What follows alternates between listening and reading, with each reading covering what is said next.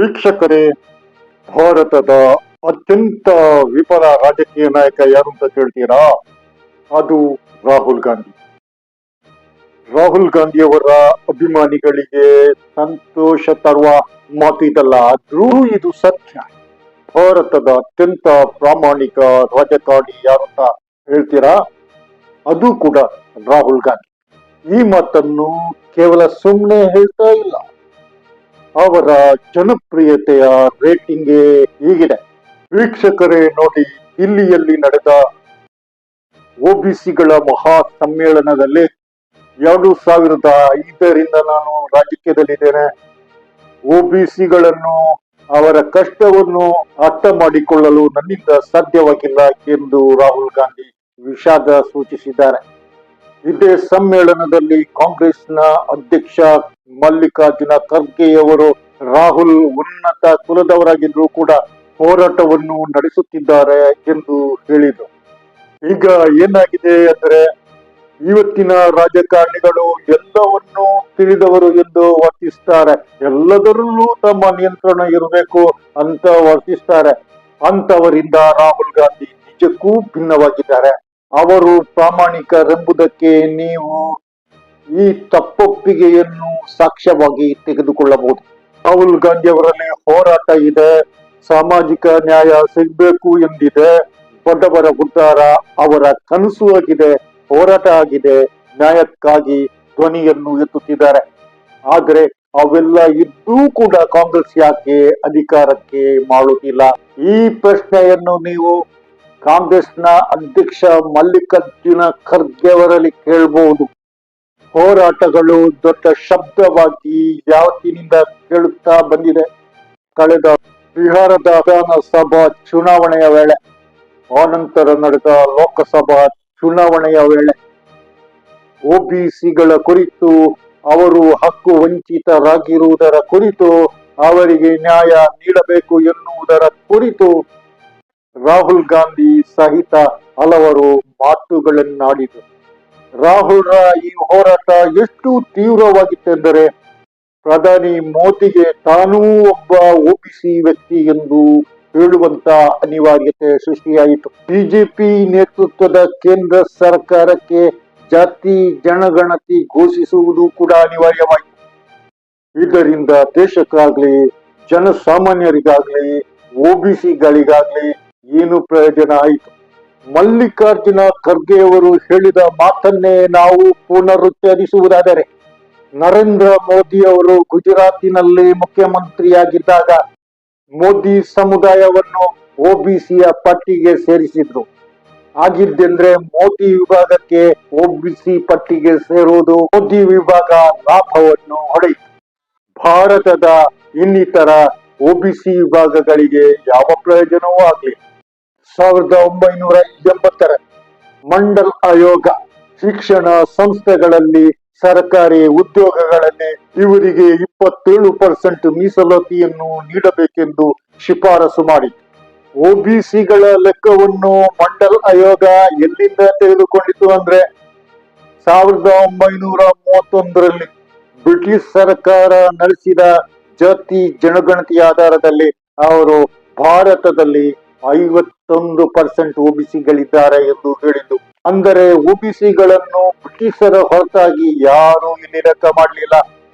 ಬ್ರಿಟಿಷರು ಹೋದ್ರು, ಕಾಂಗ್ರೆಸ್ ಸರ್ಕಾರ ಬಂತು, ಆ ನಂತರ ಬಿಜೆಪಿ ಸರ್ಕಾರ ಬಂತು, ಈಗ ಬಿಜೆಪಿ ಸರ್ಕಾರ ಇದೆ. ಒಬಿಸಿಗಳ ಕುರಿತು ಅಂತದ್ದೇನೂ ನಡೆದಿಲ್ಲ. ಮೋದಿ ಸರ್ಕಾರ ಒಬಿಸಿಗಳನ್ನು ಹಟ್ಟಾಡಿಸಿದ್ದೇ ಹೆಚ್ಚು. ಈಚೆಗಿನ ಉದಾಹರಣೆಯನ್ನು ಎತ್ತಿಕೊಳ್ಳಿ. ಬಿಹಾರದಲ್ಲಿ ಮತಪಟ್ಟಿ ಪರಿಷ್ಕರಣೆಯಲ್ಲಿ ಚುನಾವಣಾ ಆಯೋಗದ ದಾಖಲೆಗಳು ಹೇಳಿದ್ದೆಲ್ಲ ಕಷ್ಟ ತಂದು ಹಾಕಿದ್ದು ಒಬಿಸಿ ವಿಭಾಗಕ್ಕಾಗಿದೆ. ಅಸ್ಸಾಂನ ಎನ್ಆರ್ಸಿಯಲ್ಲಿ ನಾಗರಿಕತೆಯಿಂದ ಹೊರಗುಳಿದ 20 ಲಕ್ಷ ಜನರಲ್ಲಿ ಬಹುತೇಕ ಹೆಚ್ಚಿರುವುದು ಒಬಿಸಿಗಳೇ ಆಗಿದ್ದಾರೆ. ಮೋದಿ ಸರ್ಕಾರ ಈ ರೀತಿ ಅಟ್ಟಾಡಿಸುತ್ತಿರುವಾಗ ಅಥವಾ ದಾಖಲೆಗಳನ್ನು ಕೇಳುತ್ತಿರುವಾಗ, ನಾಗರಿಕತೆಯನ್ನು ಸಾಬೀತುಪಡಿಸುವ ಕಷ್ಟ ಕೊಡ್ತಿರುವಾಗ ರಾಹುಲ್ ಗಾಂಧಿ ಇಷ್ಟವಾಗ್ತಾರೆ, ಒಬಿಸಿಗಳ ಪರ ಮಾತಾಡ್ತಾರೆ ಮತ್ತು ಅವರಿಗಾಗಿ ನ್ಯಾಯವನ್ನು ಕೇಳ್ತಾ ಇದ್ದಾರೆ. ಈ ಹೋರಾಟ ನಿಜಕ್ಕೂ ಶ್ಲಾಘನೀಯವೇ ಆಗಿದೆ. ಭಾರತದಲ್ಲಿ ಬಡತನ ರೇಖೆಯ ನಿಗದಿತ ಆದಾಯ ಮಿತಿ ಎಷ್ಟು? ವರ್ಷಕ್ಕೆ 8 ಲಕ್ಷ ರೂಪಾಯಿಗಳು. ಆದರೆ ಒಬಿಸಿಗಳಲ್ಲಿ 99% ಜನರಿಗೂ ಇಷ್ಟು ಆದಾಯ ವಾರ್ಷಿಕವಾಗಿ ಇಲ್ಲ ಎಂದೇ ಹೇಳಬಹುದು. 2021ರಲ್ಲಿ ರಾಜ್ಯಸಭೆಯಲ್ಲಿ ವೀರೇಂದ್ರ ಕುಮಾರ್ ಅವರು ಕೇಳಿದ ಪ್ರಶ್ನೆಗೆ ಕೇಂದ್ರ ಸರ್ಕಾರದ ಸಮಾಜ ಕಲ್ಯಾಣ ಸಚಿವಾಲಯ ಒಂದು ಉತ್ತರವನ್ನು ನೀಡುತ್ತೆ. ನಾವು ಯಾವುದೇ ಜಾತಿ ಜನಗಣತಿ ಮಾಡಿಲ್ಲ, ಆದರೆ ಒಬಿಸಿಗಳಿಗೆ ಶಿಕ್ಷಣ ಸಂಸ್ಥೆಯಲ್ಲಿ, ಸರ್ಕಾರಿ ಉದ್ಯೋಗದಲ್ಲಿ ಮೀಸಲಾತಿಯನ್ನು ನೀಡಿದ್ದೇವೆ. ಒಂದು ವೇಳೆ ಯಾವುದೇ ಸರ್ಕಾರ ಒಬಿಸಿಗಳಿಗೆ ಮೀಸಲಾತಿಯನ್ನು ನೀಡಿದ್ರೆ, ಉದ್ಯೋಗದಲ್ಲಿ ಅವರು ಮುಂದೆ ಬಂದಿದ್ರೆ, ಶಿಕ್ಷಣದಲ್ಲಿ ಅವಕಾಶವನ್ನು ಗಳಿಸಿಕೊಂಡಿದ್ರೆ, ಈಗ ಒಬಿಸಿಗಳ ಉನ್ನತಿಯ ಏಳಿಗೆಯ ಕುರಿತು ಮಾತಾಡುವ ಪರಿಸ್ಥಿತಿ ಉದ್ಭವಿಸಲು ಸಾಧ್ಯವಿತ್ತೆ. ರಾಹುಲ್ ಗಾಂಧಿ ಅವರು ಕಾಂಗ್ರೆಸ್ ಆಡಳಿತ ಇದ್ದಾಗಲೇ ಜಾತಿ ಜನಗಣತಿಯನ್ನ ಮಾಡಬೇಕಿತ್ತು, ಒಬಿಸಿಗಳನ್ನು ಗುರುತಿಸಬೇಕಿತ್ತು, ನಮ್ಮಿಂದ ತಪ್ಪಾಗಿದೆ ಎಂದು ಒಪ್ಪಿಕೊಂಡದ್ದು. ಆದ್ದರಿಂದ ರಾಹುಲ್ ಗಾಂಧಿ ಅವರ ಪ್ರಾಮಾಣಿಕತೆಯನ್ನು ಪ್ರಶ್ನಿಸುವಂತಿಲ್ಲ. ದಲಿತ ನಾಯಕ ಉದಿತ್ ರಾಜ್ ಅವರು ಈಗ ಹೇಳ್ತಿರೋದು, ಒಂದು ವೇಳೆ 2ನೇ ಅಂಬೇಡ್ಕರ್ ಅಂತಿದ್ರೆ ಅದು ರಾಹುಲ್ ಗಾಂಧಿಗೆ ಮಾತ್ರ ಆಗಲು ಸಾಧ್ಯ ಎಂದಾಗಿದೆ. ಬಿಜೆಪಿ ಇದನ್ನು ಟೀಕಿಸುತ್ತಿದೆ. ಟೀಕಿಸುವುದು ಟೀಕಿಸಲಿ, ಆದರೆ ಅಂಬೇಡ್ಕರ್ ಅವರ ಸ್ಥಾನ ತುಂಬುವುದು ಅಷ್ಟು ಸುಲಭವೂ ಅಲ್ಲ. ರಾಹುಲ್ ಗಾಂಧಿ ಹೇಳಿದಂತೆ ಒಂದು ವೇಳೆ ಒಬಿಸಿಗಳಿಗೆ ಪರಿಗಣನೆಯನ್ನು ಕಾಂಗ್ರೆಸ್ ಸರ್ಕಾರ ಇದ್ದಾಗಲೂ ಮಾಡಲು ಸಾಧ್ಯ ಇರಲಿಲ್ಲ ಅಂತ ಪರಿಸ್ಥಿತಿ ಇತ್ತು. ಅಂದು ಕಾಂಗ್ರೆಸ್ ನಲ್ಲಿದ್ದ ಕೆಲವರು ಇಂದು ಬಿಜೆಪಿಯಲ್ಲಿದ್ದಾರೆ. ಬಿಜೆಪಿಗೂ ಅದು ಸಾಧ್ಯ ಇಲ್ಲ ಎನ್ನುವುದು ಸತ್ಯ.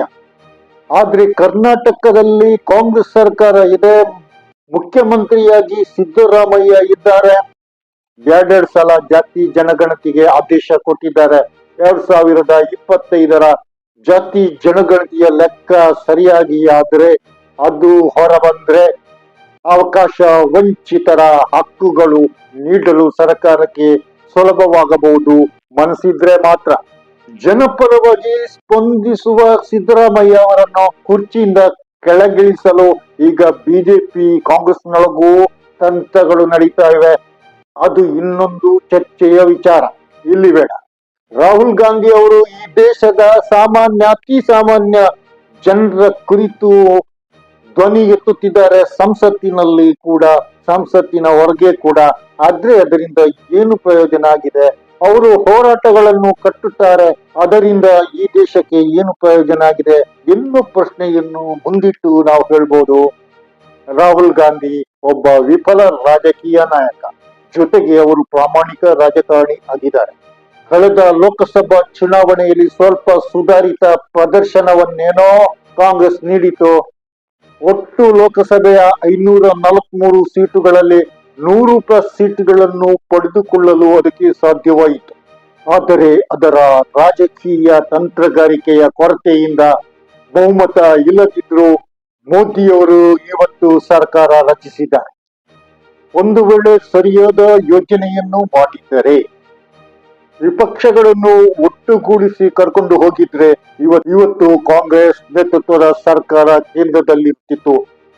ಬಿಜೆಪಿಯಿಂದ ಜನಸಾಮಾನ್ಯರನ್ನು ಅಟ್ಟಾಡಿಸುವ ಆ ಒಂದು ವಾತಾವರಣವೇ ಇರ್ತಿರ್ಲಿಲ್ಲ, ಜನರಿಗೆ ಕಷ್ಟದ ಪರಿಸ್ಥಿತಿಯೇ ಇರ್ತಿರ್ಲಿಲ್ಲ ಎಂದು ರಾಹುಲ್ ಗಾಂಧಿ ಅವರ ಹೋರಾಟ ವಿಧಾನದಿಂದ, ಅವರ ಮನಸ್ಸಿನ ಭಾವನೆಯಿಂದ, ಅವರು ವ್ಯಕ್ತಪಡಿಸುವ ಕಳಕಳಿಗಳಿಂದ ಗೊತ್ತಾಗುತ್ತೆ. ಕಾಂಗ್ರೆಸ್ ಹಿಂದಿ ಭಾಷಿಕ ರಾಜ್ಯಗಳಲ್ಲಿ ಗೆಲುವನ್ನು ಸಾಧಿಸದೆ ಕೇಂದ್ರದಲ್ಲಿ ಅಧಿಕಾರಕ್ಕೆ ಬರಲು ಖಂಡಿತ ಸಾಧ್ಯ ಇಲ್ಲ. ಲೋಕಸಭೆಯಲ್ಲಿ ಸುಧಾರಿತ ಪ್ರದರ್ಶನ ನೀಡಿದ್ರೂ ಕೂಡ ನಂತರ ನಡೆದ ರಾಜ್ಯಗಳ ವಿಧಾನಸಭೆಯ ಚುನಾವಣೆಯಲ್ಲಿ ಪಂಜಾಬ್ನಲ್ಲಿ ಅಧಿಕಾರ ಕಳ್ಕೊಂಡಿತ್ತು. ಹೀನಾಯ ಪರಾಭವವನ್ನು ಕಾಂಗ್ರೆಸ್ ಅನುಭವಿಸಿತ್ತು. ದಿಲ್ಲಿಯಲ್ಲಿ ಚೇತರಿಸಿಕೊಂಡೇ ಇಲ್ಲ. ಉತ್ತರ ಪ್ರದೇಶದಲ್ಲಿ ಅಖಿಲೇಶ್ ರಾಜ್ ಬೆಂಬಲದೊಂದಿಗೆ ಚುನಾವಣೆಗೆ ಹೋದ್ರೂ ಚೇತರಿಸಲು ಸಾಧ್ಯ ಆಗಲಿಲ್ಲ.